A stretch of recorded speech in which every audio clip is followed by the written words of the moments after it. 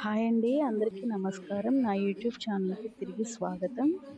అయితే ఈ వీడియో వచ్చేసి నిన్నటి వీడియో అండి. ఆదివారం నిన్న కదా! నిన్నటి వీడియో నిన్న అప్లోడ్ చేయడం కుదరలేదు. అందుకని ఈరోజు పెడుతున్నాను.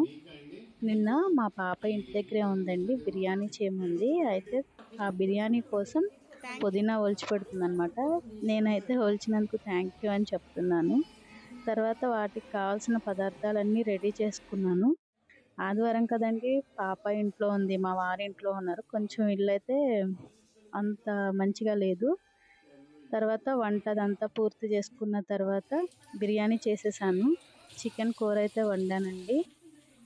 ఇవన్నీ కూడా మ్యాగ్నేట్ చేసుకున్న చికెను చూపిస్తున్నాను కదా! ఇలా కలిపి పెట్టుకొని అంటే నేనంత ఎక్స్‌పర్ట్ ఏం కాదండి. నాకంతగా రాదు బిర్యానీ అది చేయడం. నాకొచ్చిన పద్ధతిలో అయితే చేశాను. తర్వాత వచ్చేసి ఇల్లది ఊడ్చుకొని ఇల్లునంతా నీట్‌గా పెట్టుకున్నాననమాట. మీకు గనక ఈ వీడియో నచ్చినట్లయితే ప్లీజ్ ఒక లైక్ చేయండి. వీడియో కూడా ఎలా ఉందో చెప్పండి. ఎందుకంటే నేను ఈ మధ్యనే యూట్యూబ్ స్టార్ట్ చేశాను. నాకు అంతగా రావండి వీడియో తీయడం. కానీ ఇప్పుడిప్పుడే నేర్చుకుంటున్నాను. వీడియో ఎలా ఉందో చెప్పండి.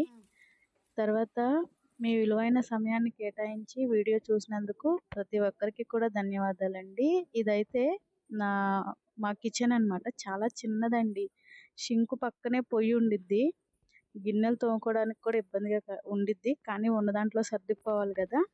ఇదిగోండి టోటల్‌గా పనంతా అయిపోయిన తర్వాత ఇలా నీట్‌గా సర్ది పెట్టుకున్నాను. అవి మా వారి కోసం నిమ్మకాయ నీళ్ళు కలిపానన్నమాట నిన్న. అవి కూడా మీకు చూపించాను. ఇదిగోండి ఫైనల్‌గా బిర్యానీ, చికెన్ కూర అన్నమాట.